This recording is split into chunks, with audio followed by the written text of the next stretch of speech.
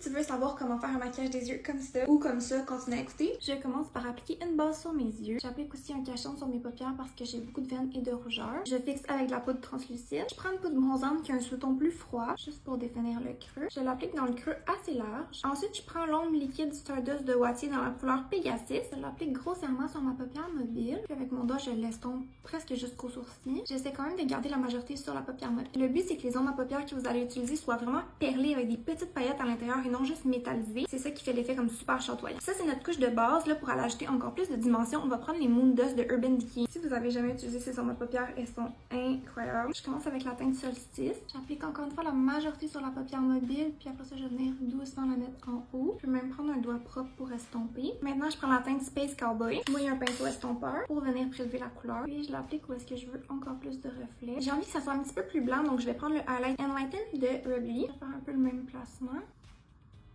J'ai des paillettes partout, c'est pour ça qu'on a fait les yeux en premier. On démaquille ça avant de passer à la prochaine étape. Maintenant, pour ajouter un peu de définition, je prends un crayon noir. Je vais faire un mini liner estompé. Je mets juste un peu de crayon noir au ras des cils, au point de cils. Avec un pinceau en angle, je l'estompe en faisant des tapotements pour pas trop déplacer. J'ai terminé mon teint, là je vais mettre du mascara. Voilà le résultat final. Je sais pas à quel point vous voyez le brillant sur les yeux, mais en vrai, c'est vraiment beau. Peut-être avec ma lumière aussi, vous allez mieux voir. N'hésitez pas, s'il y a des maquillages que vous voulez que je recrée, vous pouvez me taguer dans des vidéos, m'envoyer des photos sur Instagram, ça va me faire plaisir.